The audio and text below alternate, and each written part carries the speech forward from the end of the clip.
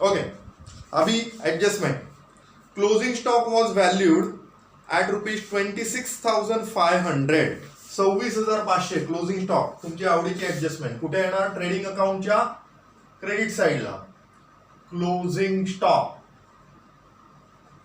26,500. दुसरा effect balance sheet asset side, bank बॅलन्सच्या खाली नुसतं क्लोजिंग स्टॉक लिहा. इथे बाय टू काही लिहित नाही. 26,500 closing stock balance sheet asset side. Second effect 26,500.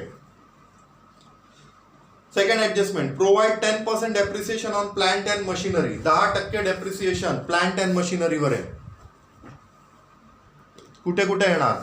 Less from plant and machinery. बरोबर.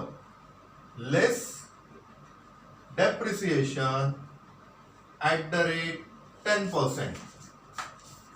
किती? 3,000. आउटर कॉलम 27,000 रुपये. Plant and machinery balance sheet asset side 30,000 आहे. लेस डेप्रिसिएशन पूर्ण लिहिलं तरी चालेल, डीईपी फुल स्टॉप दिला तरी चालेल, ऍट द रेट 10%. 3,000 रुपये. 30तनं 3 गेले. Outer column 27,000 final figure. दुसरा इफेक्ट बॅलन्स शीट ऍसेट साइडला झाला पहिला. दुसरा इफेक्ट प्रॉफिट अँड लॉस अकाउंटच्या डेबिट साइडला. ट्रॅव्हलिंग एक्सपेन्सच्या खाली 1-2 ओळी जागा सोडा आणि लिहा. इथे पूर्ण लिहा to depreciation on plant and machinery. Outer column किती? 3,000.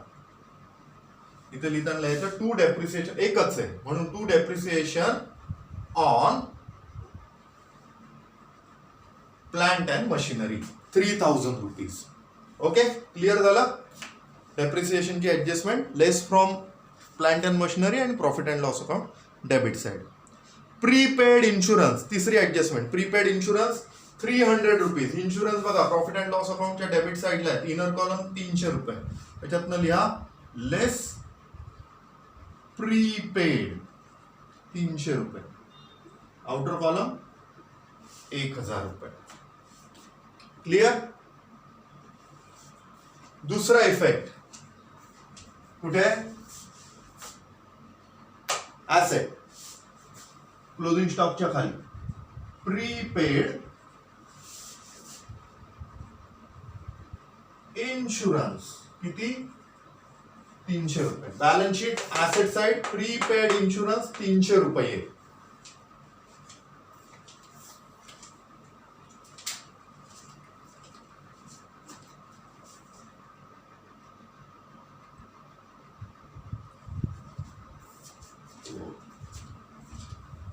नेक्स्ट तिसरी झाली. आता चौथं, maintain reserve for doubtful debts at 1% of sundry debtors. Reserve for doubtful debts कसे आहेत? 1% of sundry debtors. Sundry debtors किती आहेत? 28,000. त्याचे 1% लेस आरडीडी ॲट द रेट 1%. म्हणजे किती येणार? 280 रुपये. 280 रुपीज. 28,000चे 1% होतात 280 लेस आरडीडी ऍट द रेट 1%. 280. 28,000तनं 280 गेले. करा. 0तनं 0 गेला 0. 10तनं 8 गेले 2. चला 1. 10तनं 3 गेले 7. चला 1. 8तनं 1 गेला 7. 27,720 रुपये. 28,000मधनं 280 गेले आरडीडी 27,720 रुपये. दुसरा इफेक्ट प्रॉफिट अँड लॉस अकाउंटच्या परफेक्ट डेबिट साइडला 2RDD. इथे फक्त लिहा न्यू 280. 2RDD ब्रॅकेटमध्ये लिहा न्यू 280 रुपये. Okay. RDD on debtors less from debtors PNL debit side. पुढची ऍडजस्टमेंट आहे last. Travelling includes personal travelling of Nishigandha for which she is to be charge with ₹400. Travelling मध्ये काय झालंय? 400 रुपये जे निशिगंधाने वैयक्तिक वापरासाठी केलेले आहेत ते चुकून ऑफिशियल ट्रॅव्हलिंग एक्सपेन्स मध्ये इन्क्लूड झाले तर एक्सक्लूड करून टाका, रॉंग अकाउंटिंग झाली. तर ट्रॅव्हलिंग मधनं लेस करा, लेस पर्सनल ट्रॅव्हलिंग निशिगंधा किती 400 रुपये. आउटर कॉलम 1000, आउटर कॉलम 1000 रुपये.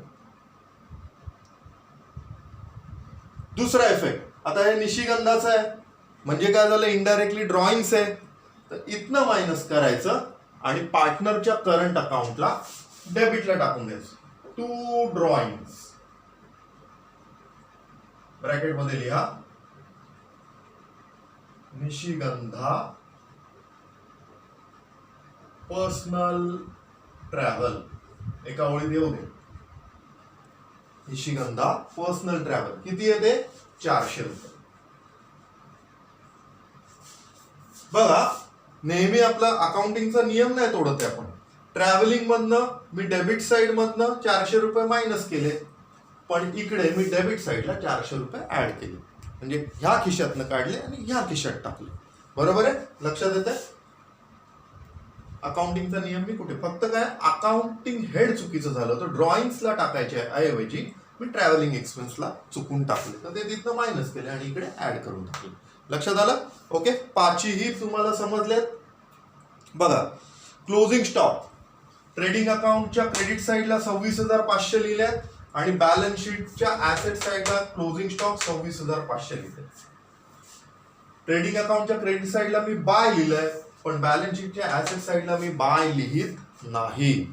सगळे लोक लिहितात किंवा मग बाय लिहायचंच विसरून जातात.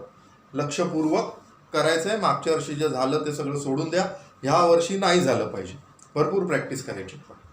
सेकंड दुसरी ऍडजस्टमेंट आहे की depreciation on plant and machinery.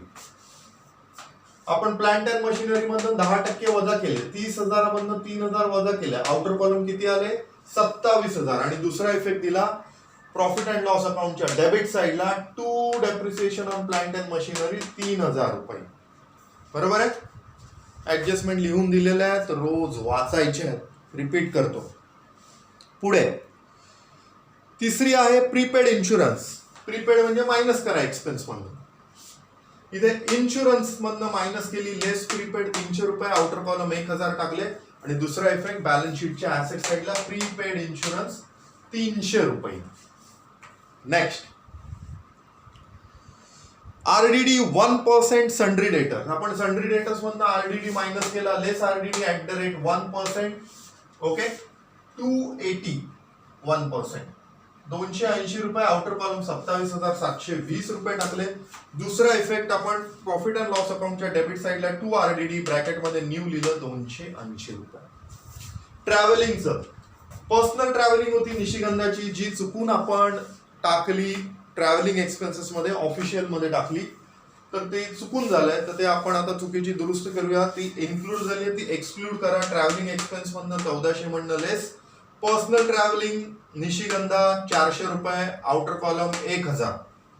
हे जरी थोडं दिसत नसलं तरी मी काय बोलतो ते लक्षपूर्वक ऐका आणि मग तसंच वहीत लिहा. एकदा रफ करा आणि मग परत फेअर करा. लक्षात येत आहे, काही प्रॉब्लेम नाही. आपल्याकडे तोच अभ्यास आहे फक्त या वेळचा, म्हणजे तुमचं काय ते असाइनमेंट. पुढे दुसरा इफेक्ट पार्टनर करंट अकाउंटच्या डेबिट साइडला 2 ड्रॉइंग्स म्हणून लिहा आणि ब्रॅकेट मध्ये लिहा निशिगंधा पर्सनल ट्रॅव्हल 400 रुपये निशिगंधाच्या कॉलम मध्ये. बरोबर आहे. ओके क्लिअर झालं सगळं ऍडजस्टमेंट. बघा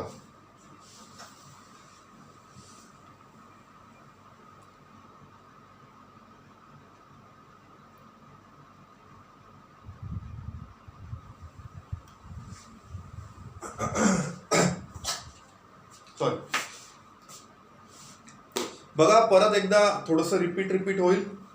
स्टार्टिंगला आपण प्रॉब्लेम वाचता वाचता ट्रायल बॅलन्स वाचला. ट्रायल बॅलन्स वाचता आपल्याला लक्षात येईल की ट्रेडिंगला काय काय येतं, PNL ला काय काय येतं, पार्टनर करंट अकाउंटला काय काय येतं, बॅलन्स शीटला काय येतं.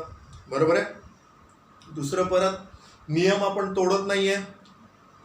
ट्रायल बॅलन्सच्या डेबिट साईडला असलेले घटक हे ट्रेडिंगच्या डेबिटला, P&Lच्या डेबिटला, पार्टनर करंट अकाउंटच्या डेबिटला किंवा बॅलन्स शीटच्या ऍसेट्सला.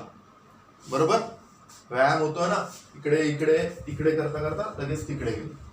तसंच ट्रायल बॅलन्सच्या क्रेडिट साईडला असलेले घटक हे ट्रेडिंगच्या क्रेडिटला, P&Lच्या क्रेडिटला, पार्टनर करंट अकाउंटच्या क्रेडिटला किंवा बॅलन्स शीटच्या लायबिलिटी साईडलाच असले पाहिजे.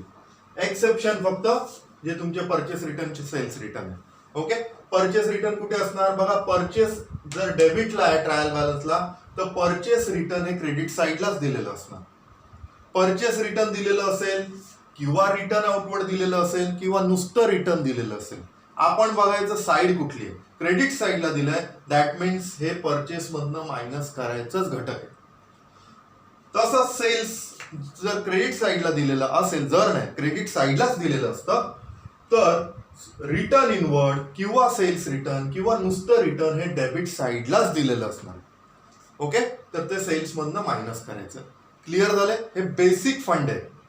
त्याच्या पुढचा फंडा असा आहे बॅलन्स शीट टॅली करण्याचा की ऍडजस्टमेंट दिलेले असेल तर प्रत्येक ऍडजस्टमेंटला बरोबर बॅलन्सिंग करायचंय, चुकीच्या पद्धतीने नाही, अकाउंटिंगच्या रूल प्रमाणे. एखाद्या ठिकाणी तुम्ही डेबिट वाढवताय तर दुसरीकडे पण डेबिट वाढवायला पाहिजे. एखाद्या ठिकाणी डेबिट कमी करताय तर दुसरीकडे पण डेबिट कमी करायला पाहिजे. लक्षात येत आहे? कुठे कुठे असं असेल की एखाद्या ठिकाणावरून डेबिट कमी करताय तर तेच डेबिट कुठेतरी वाढवून देतात, असं पण असणार. पण कुठेही प्रकाराने बॅलन्सिंग झालं पाहिजे. सपोज ह्या खिशातनं 100 रुपये काढायचे तर दुसरीकडनं पण 100 रुपये काढूनच टाका. ओके, म्हणजे बॅलन्सिंग होऊन जाईल. म्हणजे माझ्याकडे नाहीच आहे पण आपल्याला 100 रुपये बॅलन्स हा दाखवायचाच आहे, चुकीचं नाहीये. फक्त तो ह्या खिशात ठेवायच्या ऐवजी ह्या खिशात ठेवायचा, इकडनं काढून इथे ठेवायचं. तर प्रत्येक वेळेस तर्कशुद्ध प्रमाणे म्हणजे लॉजिकली आपल्याला ते हँडल करावं लागणार. पण अकाउंटिंगच्या नियमाप्रमाणे सायंटिफिकली त्याचं ट्रीटमेंट सुद्धा द्यावी लागणार आपल्याला. आता आपलं सगळं ट्रायल बॅलन्सची पोस्टिंग झाली आहे, ऍडजस्टमेंट झाली आहे. आता आपण टोटलिंगकडे येऊ.